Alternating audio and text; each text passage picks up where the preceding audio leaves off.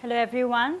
Now we'll be doing the poem If Thou Must Love Me by Elizabeth Barrett Browning. So each one of us has loved somebody. Each one of us has fallen in some relationship. We might have a little crush, little infatuation, or maybe a little more. In each one of these, we expect the other person to love us for something we have. Maybe for our talents, maybe for our skill, or maybe just because we look pretty, or for some reason or the other. But here in this poem, the writer Elizabeth Barrett Browning, who wrote these sonnets, which are 14-line poems, wrote these sonnets for her future husband, that was Robert Browning. We all know him as a very famous poet. So she deeply confesses of her love in these sonnets. This is one sonnet from a collection of 44 sonnets from her collection, Sonnets from the Portuguese. So in this sonnet, she in fact says that do not love me for how I look or my way of speaking or how I act. Rather just love me for the sake of love. Love me unconditionally. So let us first read the poem once. If thou must love me, let it be for naught, except for love's sake only.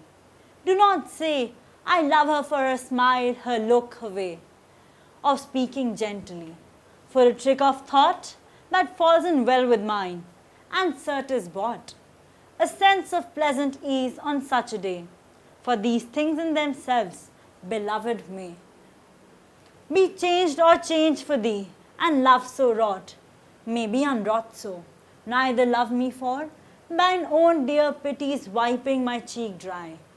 A creature might forget to weep who bore thy comfort long, and lose thy love thereby. But love me for love's sake, that evermore thou mayest love on through love's eternity. So this was the poem. Now let's try to understand the poem line by line. In the first line, we have the word not.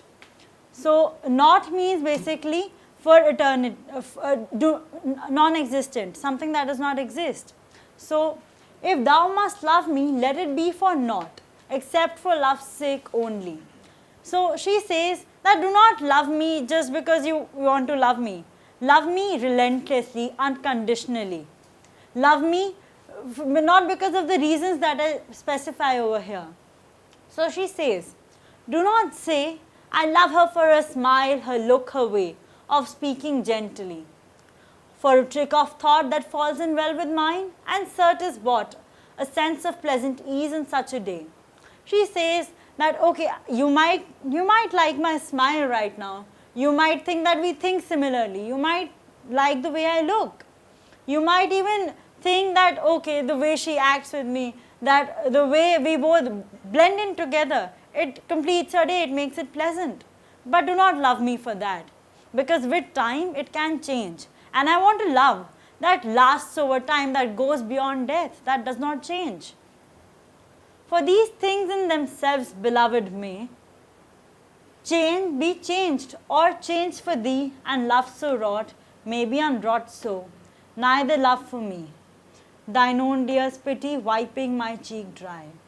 Now she says that these things, as we have discussed here, they may be changed, for him. For the person you love, you change a bit of yourself. So either they can be changed for you, or they can change by themselves over time. So do not love me for these. Then she says that these are things, love should be, woven like a pashmina say. It should be woven so elaborately, so delicately. And such a delicate love can become untangled if these things are changed and you love me for these things.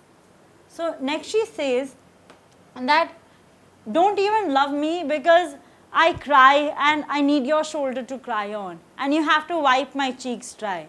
Do not love me even for that. A creature might forget to weep who bore thy comfort long, and lose thy love thereby.